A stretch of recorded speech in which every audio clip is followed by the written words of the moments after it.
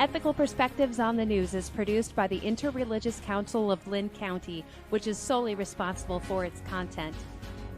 The views and opinions expressed on this program do not necessarily reflect those of the staff and management of KCRG TV9. Hi, my name is LaSheila Yates, and I am a moderator and a producer for Ethical Perspectives on the News. Today's topic is the impact of COVID-19 on child abuse and sexual assault.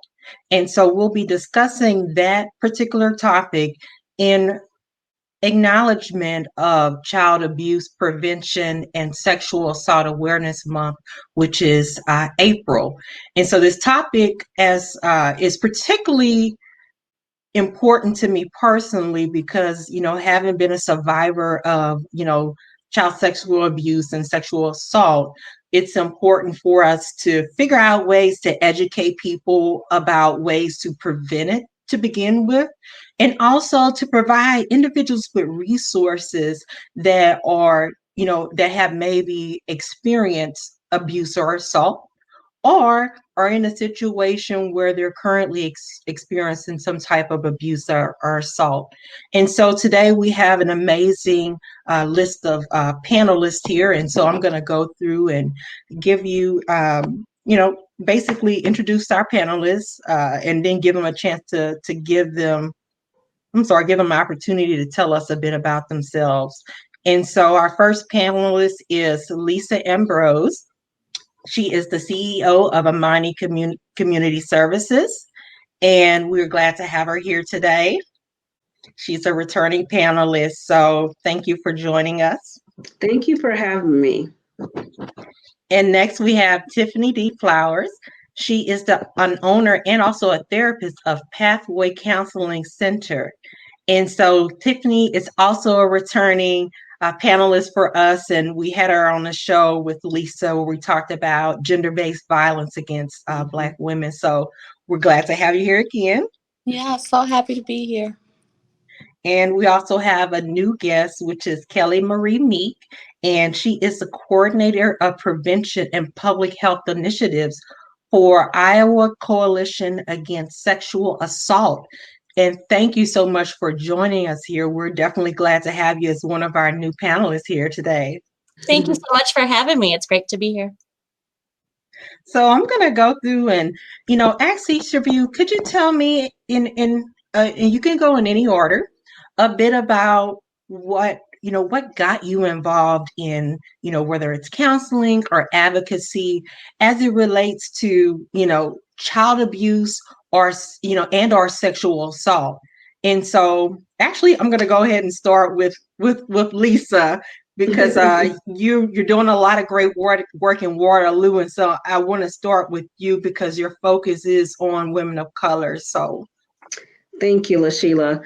In 2010, I became an advocate for domestic violence and sexual assault. And at that time, it really showed me what domestic violence was. And I also had experience with unhealthy relationships. And so when I became an advocate and got educated about domestic violence and sexual violence, it just showed me that what I was feeling was real. And then I knew a lot of people were going through domestic violence and sexual assault, and they just were not talking about it. The opportunity presented itself, and we started Amani in 2014. I, like you, am a survivor of both. And so it's very, very, very important to me for our Black and Brown community to be educated about this topic so we don't all have to continue to go through this. It's my mission to educate our youth about this topic, and so we don't continue to have the high numbers that we do in this field. So that's, going to work every day is not a job for me because I'm from Waterloo and I'm still here in this community and I want to do something for my community. We also serve the whole state of Iowa. So we are in Cedar Rapids, we're in Davenport, and we are in Des Moines. And so all of our services are free and confidential. And we just hope that you please reach out to us when you need that help, because we are here for you. Thank you. Thank you very much, Lisa. And, continue doing the great work you're doing up there, especially for women of color. We do need it. And, wanting to break those particular barriers to services. I think it's important for women of color and persons of color. I'm next, actually, I'm going to go to KellyMarie. And you do a lot of work statewide as well. And I actually recently learned about your organization. I was forwarded an email and I was like, I didn't know about the work that you're doing. But once I started looking on the website, I'm like, this is another great resource we have here in Iowa. And so, KellyMarie, could you tell us a bit about how did you get in this field and some of the things that you're doing in this area? Yeah, absolutely. So I started out in this work as a volunteer for a local domestic violence and sexual assault resource agency when I was in college. So it was 1997 is when I started. I don't do that math anymore, but it was a while ago. And I also am a survivor, but didn't really put all of those pieces together until I went through volunteer training. And, one of the things that's really common as we talk to survivors, especially as survivors in this work, is that we all kind of felt like we were alone or our experience was just our own experience. And then there comes this moment of realization that this is so much more common than any of us realized and that we're not alone. And so I have been doing the work, did the work as a volunteer, did the work in a local rape crisis center for about 10 years before I came to the coalition. And really for me, one of the things that was one of the most difficult parts of me, I can totally relate to Lisa talking about how this is not a job, it's a passion. It's my honor to do this as a part of the community. And also I really struggled with not working with the survivors I was working with, but with trying to work with that whole community and make sure that survivors were being supported, not only if they came through our doors of our agency, but that survivors were being supported wherever they went. And so I moved to the statewide level and started doing coalition work, where really it's our mission at the Coalition Against Sexual Assault to make sure that we're focused on resources for survivors and prevention of sexual violence across the state. And we do that by training a lot of advocates as well as other local community professionals who are working with survivors or working on prevention in some way. And then in about 2008, I got the opportunity to shift my focus to talk about sexual violence prevention.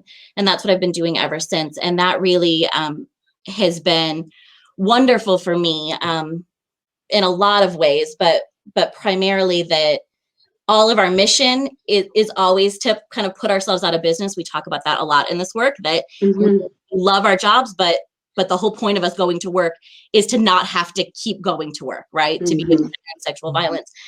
And all of the resources that we put in place for survivors are wonderful and so necessary. But if we don't also invest that same amount of time and energy and attention to prevention, we are always going to have to be providing those services because there are always going to be survivors. And so I really love the opportunity to be able to focus almost all of my time on prevention so that we can hopefully get to that place where we don't need advocacy services anymore.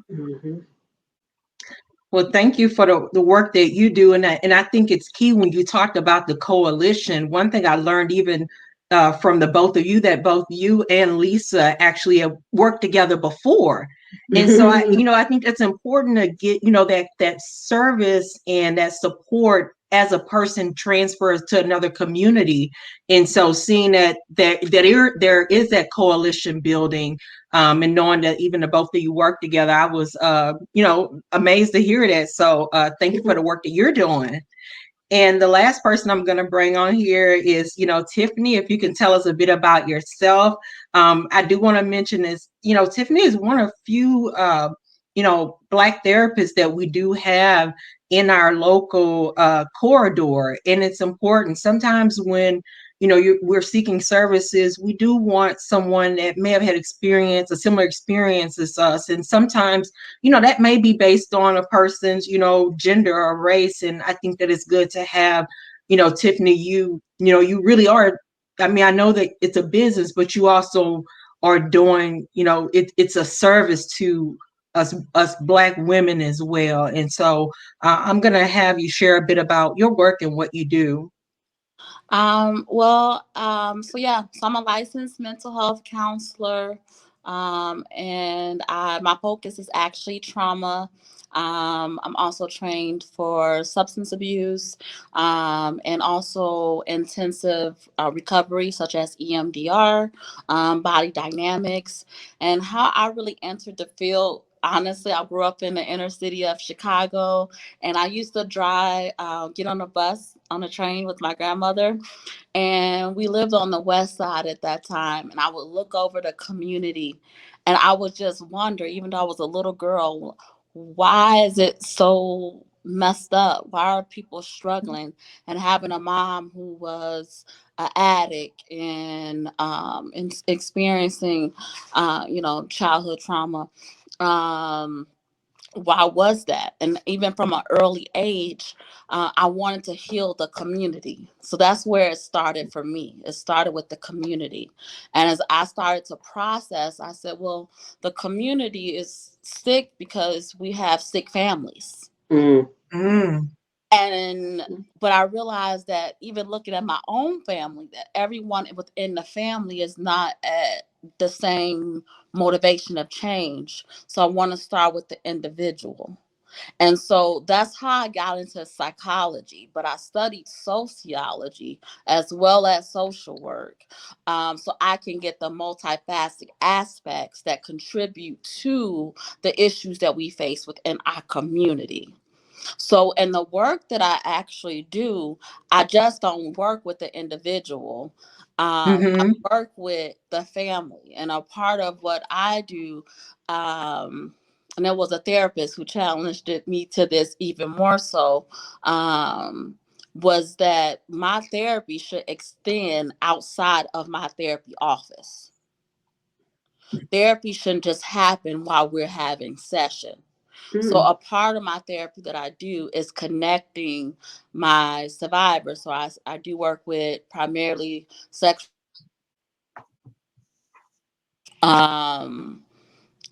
assault, domestic violence. Can you guys hear me okay? Yes. Yes. Okay, sexual assault, domestic violence, and other child abuse, and other family dynamic issues. And so that's what brought me to working with there.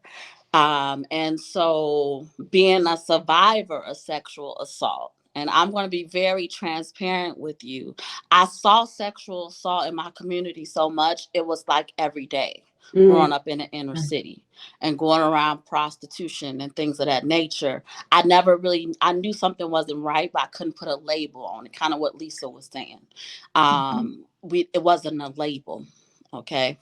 And so honestly, my labels came through my education, and honestly, I worked with Amani. So I did work close with Amani and with ICASA and ACAVA, and doing leadership training with them, and development training with the professionals there also.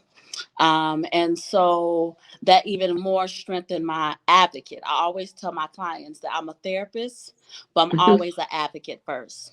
And so that's what brought me to counseling, that was brought me to domestic violence, and what brought me to sexual assault was that kind of mixture of that, was that it's people in our communities, they don't know how to label it. They just know they're hurting. And so because they're hurting, they're drinking. And because they're drinking, they're doing drugs. And because they're doing the drugs, we having more episodes of child abuse. And so it's so interlocked. And so my way is just entering just one part of that cycle, and that I can have an impact in the community. Well, thank you so much, Tiffany, and the work that you're doing. And I think you brought up a really important point. Can you hear me? Yes. Okay. So I want to focus on specifically the aspect of hurt and pain, and COVID has been really, and so I think one point, and I'm going to get back to Tiffany's point, is the hurting. And we have definitely seen in the last year, a little over a year, how COVID has impacted our communities. And so I want to know what has been your experience in your professions, and what have you seen in relation to COVID and sexual assault and even child abuse? How has that manifested in your particular careers?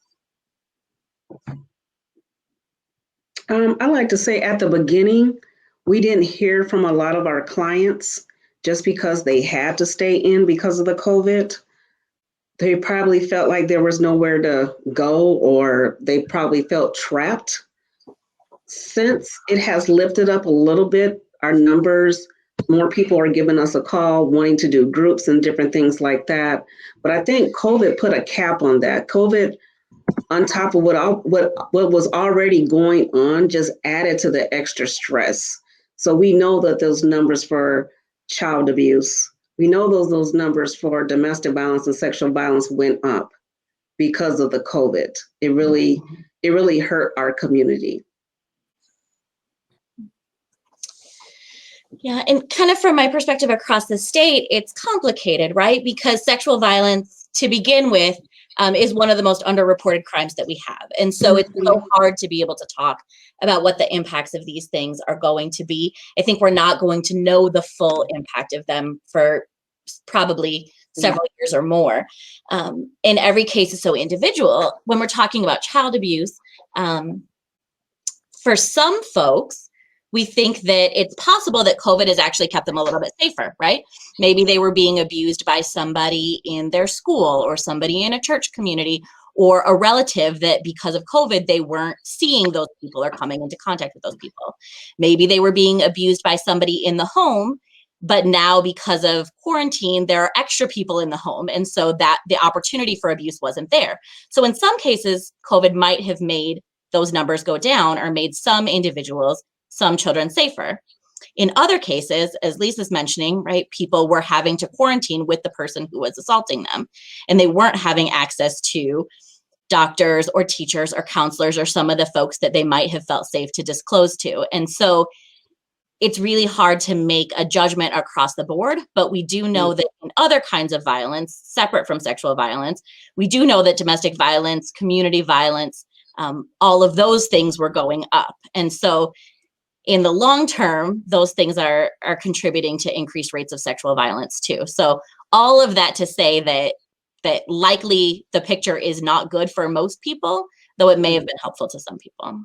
Mm-hmm. I would say, as a therapist, with the modifications that has been made with telehealth, it has been an outlet for some of our survivors, some of our children even. Now, it has been interesting somehow trying to navigate, because now I can tell someone who make an appointment that they're struggling with sexual assault, that they can just say, I'm dealing with COVID stress. And so they can use that as a buffer to at least be able to come to see me.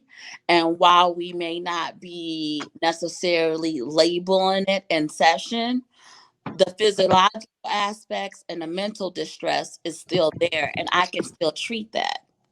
And so that has given flexibility. Or for people who are working hybrid from home, and insurances was not, or their particular insurance, because very few insurances were paying for telehealth. So now all insurance have to pay for telehealth. So now they can see me for therapy at work. And they couldn't do that before. So in that instance, is a reprieve, and I'm hoping that even after COVID and this new normal, that still is something that will be available, because like I said, sometimes that was the only place, because what I would see with some of the survivors, they were coming to counseling, the perpetrator of violence would intentionally aggravate the session or call or try to make a session, or call me, which I used to always say, put it on me, because I'm not scared. Like I said, I'm from the south side of Chicago. I got 3 older brothers. Call me. You can put it on me all you want to. And so, but that was a way that they could get around that. Or if they had children, and that was one way that they were being manipulated, is that I can't leave and have 5 kids. Well, you can still be at home with your kids and I can still have your session. Okay. And Tiffany, one point you know that just navigating now is differently, and how you're responding to that. I think that's a good point to raise, having access to individuals on that platform, that virtual platform, and figuring out a way to navigate through that. And so I do want to know, either from either both of you, Lisa or KellyMarie, is how has your profession kind of address some of these issues, whether it's through advocacy or education, differently as a result of COVID? Well, for me personally, I was already doing telehealth as a provider. The only difference is now is that all insurances have to cover it. So now I have more access, and especially for my lower income individuals, which typically, especially here in Iowa, are people of color.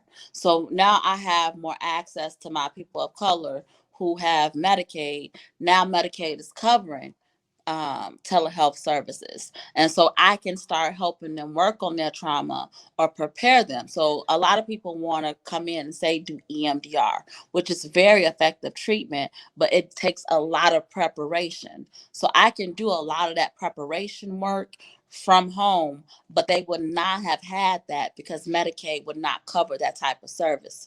That would have been for someone who had, say, Blue Cross Blue Shield, more upper scale job. So now I have more access to people of color and children of color. Okay. Yeah, I would love to say that we've had these amazing prevention successes because of COVID and been able to be really innovative. But I have to be honest and say that it's been very difficult. Most of the time, what we see is that it's difficult for people to focus their attention and to focus their resources, financial or otherwise, on prevention when there's an active crisis going on.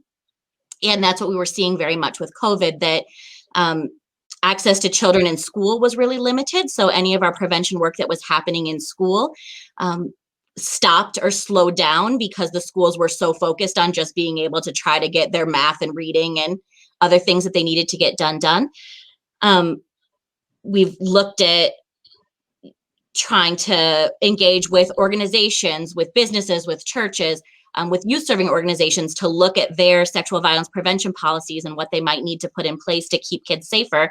And everybody's attention was on COVID and what kind of policies they needed to have around those things. And so efforts that started, stalled out, or stopped because folks' attention was diverted. The one thing that I will say that I'm hoping will be a success is that something that's very important in sexual violence prevention is in anything that we can do to strengthen families and communities and to see where there are gaps and disparities, ultimately is going to help reduce those rates of sexual violence. And COVID has certainly brought out and brought to the forefront of our national and local discussions all of those disparities.